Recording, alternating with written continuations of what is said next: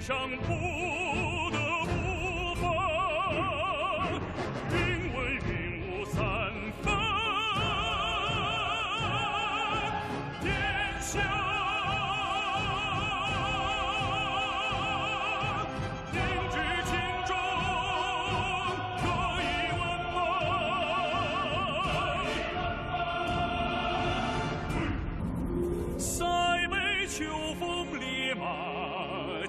南春雨杏花，千古江山如诗如画，还我一个太平天下，还我一个太平天下。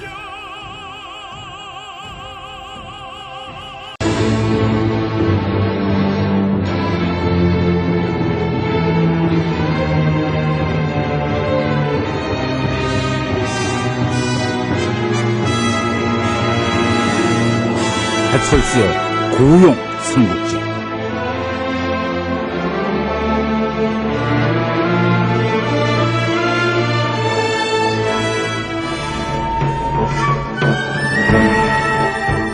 제28부 관우의 눈물 그 8번째.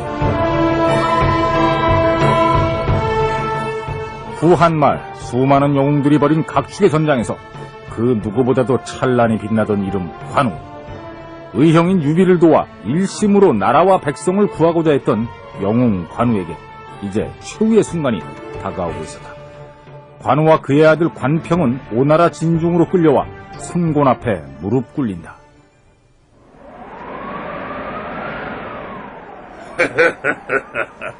관장군, 참으로 오랜만입니다.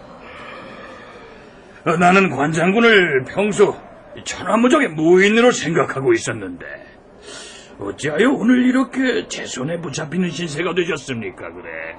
손권, 운세 불길하여 그대의 손에 잡히고 말았다. 그만 자랑하고 어서 날 죽여라. 장군, 어째서 그토록 목숨을 가벼이 여기십니까? 장군이 그 제 손에 잡힌 것은 아마도 하늘의 뜻이 아닌가 싶습니다. 그러니 관장군, 저와 함께 오나라를 일으켜 세우시지요. 만약 항복만 하신다면은 내 오나라 총사령관 자리를 드리겠습니다. 나와 손잡고 조조를 물리치는 게 어떻겠습니까? 손권, 참으로 가소롭구나. 나 관우와 유왕숙은 도원에서 형제를 맺은 이래 백난을 함께하면서도 단 한 번도 서로의 의의를 저버린 적이 없다. 살아오며 늘 결심한 바, 하늘엔 도원의 맹세가 있고 땅 위엔 일편단심한 관우의 영혼이 있을 뿐이다. 어찌 내가 너 같은 역직에게 항복하겠는가? 손권! 쓸데없는 시간 끌지 말고 어서 날 죽여라! 손권은 관우를 죽이고 싶지 않았다. 관우에 대한 존경심과 유비에 대한 질투심이 복잡하게 얽혀 손권을 괴롭히고 있다. 나는 관우를 차마 죽이고 싶지 않다. 그대들에게 무슨 좋은 생각이라도 있는가? 조금 일찍이 조조가 관우를 붙잡았을 때 조조는 관우를 자기 사람으로 만들기 위해 별의 별짓을 다 했습니다. 똑똑히 얘기해라. 나이가 많아서 끝내 이를 거부하고 유비에게 달려갔습니다. 조조도 거부한 관우가 하물며 우리 오나라의 항복을 하겠습니까? 죽은 포기하시지요. 손권은 그래도 쉽게 관우를 포기하지 못한다. 관장군, 제발 마음을 돌리시지요. 이 손권의 마음 또한 유비 못지 않습니다. 손권, 그대의 마음은 고맙게 받겠다. 그러니 이제 어서 날 죽여라. 고요한 정적 속에 늦가을의 스산한 바람이 불어오는 가운데 또다시 긴 시간이 흘러간다.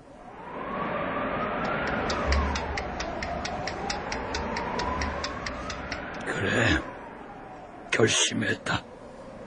죽여라! 관우를 베어버려라!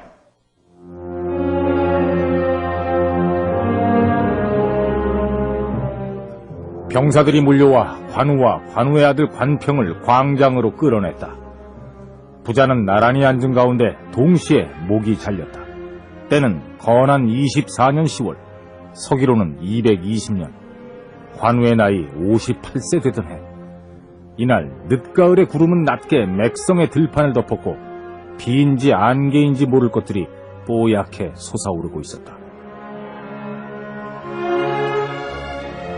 죽은 관우를 처형했습니다. 그래, 수고했다.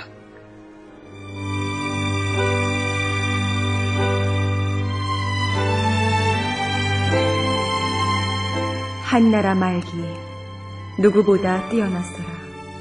그의 못을 신기로 덜치고 아름다워라 글도 알았다.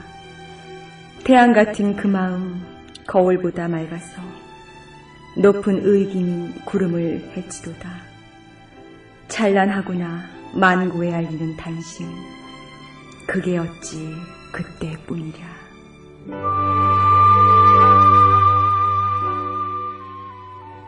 또한 이런 시도 전해진다.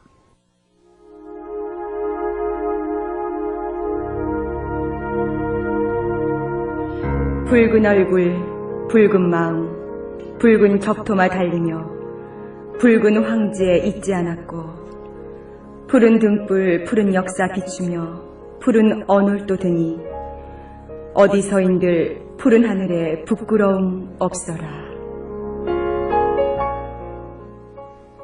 관우는 이렇게 죽어갔지만 그는 중국인들의 가슴 속에 아직도 살아 숨쉬고 있다. 그는 역대 중국의 위인 중 거의 유일하게 지금까지도 신으로 추앙받고 있는 인물인 것이다.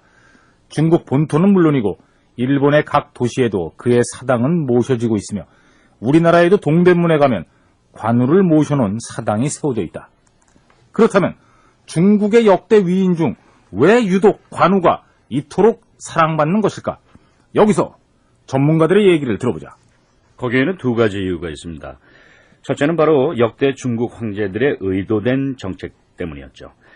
이 중국이라는 대륙은 워낙에 땅이 넓어서요, 통치하기가 쉽지가 않았을 겁니다. 우리나라의 조선시대처럼 수백 년씩 통치한 나라는 몇 개 되지가 않죠. 그래서 중국의 역대 황제들이 가장 강조했던 것이 바로 충이었습니다. 나라에 대한 충성, 또 황제에 대한 충성. 근데 신하들에게 그냥 충성을 강요하면은 별로 와닿지가 않거든요. 그들에게는 뭔가 존경의 대상이 될 만한 인물을 내세울 필요가 있었던 거죠.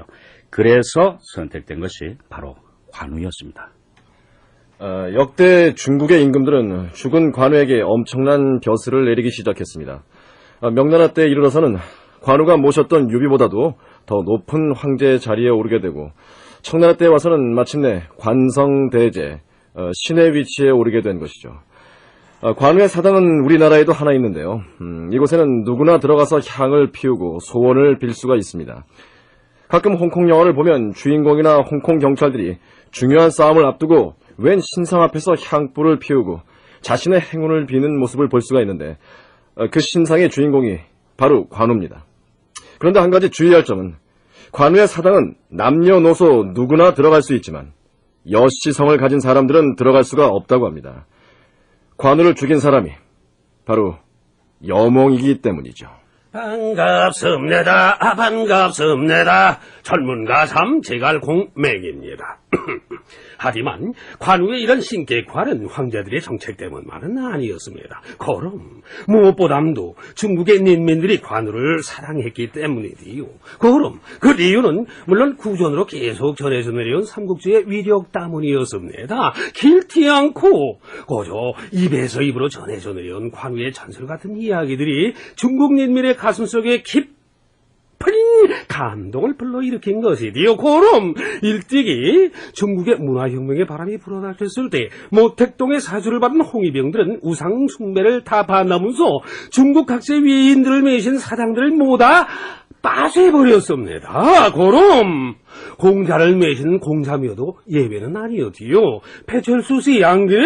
그렇습니다. 그래, 철수도 잘하는만. 하지만 이들이 유일하게 건드리지 않았던 사당이 바로 관우를 매신 관제묘였디요. 그렇다. 백성들의 이런 사랑과 애정은 관우가 죽은 뒤에도 수없이 많은 신화와 전설을 남기게 된다.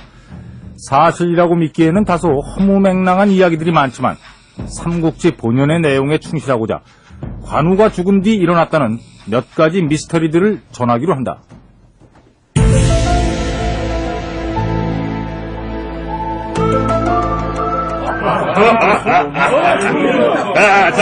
자. 모두들 수고 많았소이다. 그대들의 노력 덕택으로 우리가 마침내 관우를 죽이고 형주를 차지하게 됐어. 자, 그런데! 자, 그러면 여기서 오늘의 1등 공신을 여러분께 소개하겠소. 관우를 죽인 자랑스런 그 이름!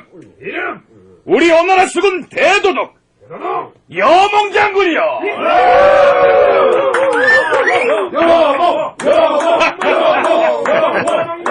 예, 여러분, 감사합니다. 자, 여장군. 이렇게 나오셨으니 분위기도 띄울 겸 노래나 한 곡 하시지요. 아이, 전 노래를 잘 못하는데. 여장군 뺄 때를 빼십시오. 녀석들. 알겠습니다. 그럼 한 곡 하죠. 그러면 관우의 죽음을 애도하는 뜻에서 조관우의 노래를 한 곡 불러보겠습니다.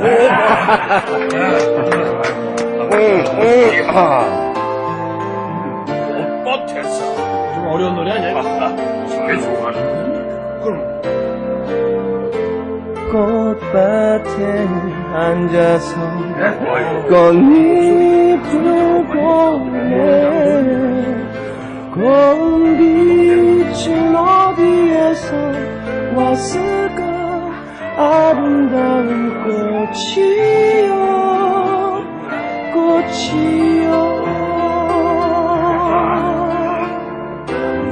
이렇게 좋은 날에 이렇게 좋은 날에 아니, 어떻게 된 거야? 아니, 여몽의 목소리가 갑자기 왜 바뀐 거야? 저거 관우의 목소리 아니야 이거? 그렇다. 여몽의 목소리는 관우의 목소리로 바뀌어 있었다. 일복의 여몽, 그 자네 목소리가... 본권, 아직도 내가 여몽으로 보이나? 여몽, 그 자네 왜 이러나? 닥쳐라! 나는 청나라 5호대 장군 관우다. 이 적비린내 나는 놈아, 이놈이 감히 나를 죽였단 말이랬다. 아니, 여몽! 넌 미션이야! 여몽은 갑자기 송곤에게 달려들어 송곤의 목을 조른다. 죽어라, 송곳! 못하느냐! 어서 이 미친 녀석을 끌어내지 않고! 뭐라고 원통하다! 아니, 이 사람이! 원통하다! 여몽! 원통해!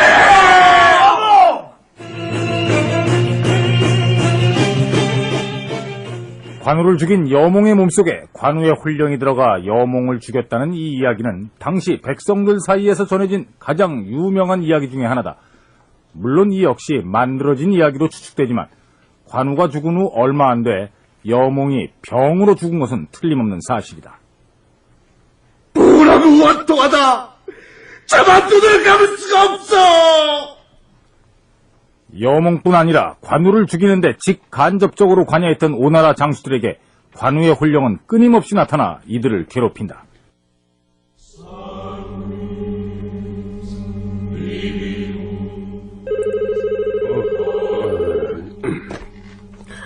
여보세요. 여보세요. 거기 마충씨 댁이죠? 예, 제가 중인데요. 누구시죠? 날세, 나 모르겠나? 글쎄, 모르겠는데 누구신지. 내 목소리도 벌써 까먹었단 말인가? 나 관울세. 뭐라? 아이, 너 누구야? 나 관우라니까. 관우라니? 관우는 죽었는데 너 누군데 장난 전화하는 거야? 너 거기 어디야? 어디냐고? 네 뒤를 돌아봐라.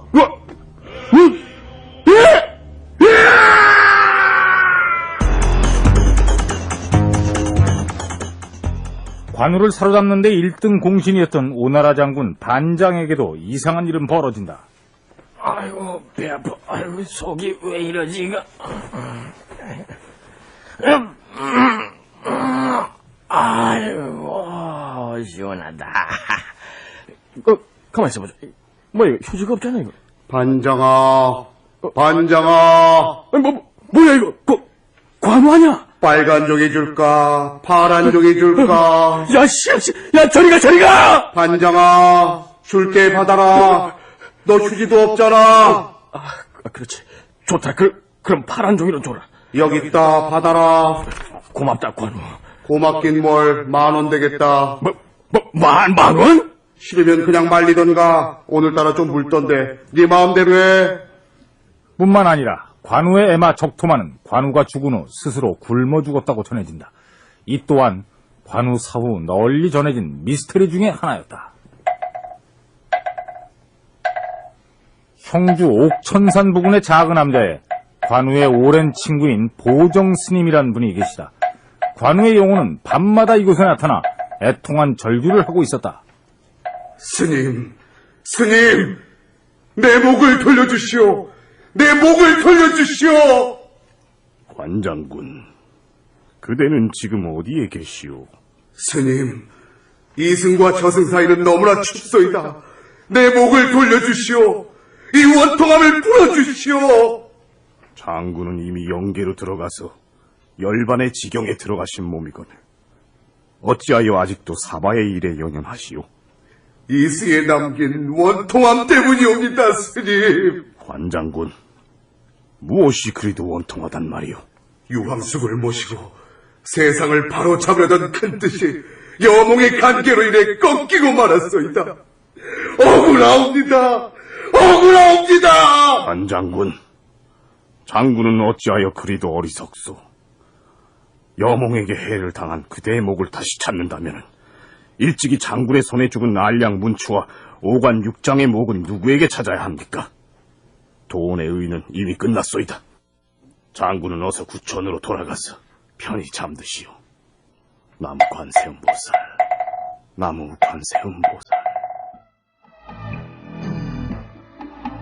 죽어도 눈을 감지 못하는 관우의 넋. 그 가련한 영혼을 누가 달래줄 것인가? 고우영상국지 내일 이 시간을 기대해 주십시오.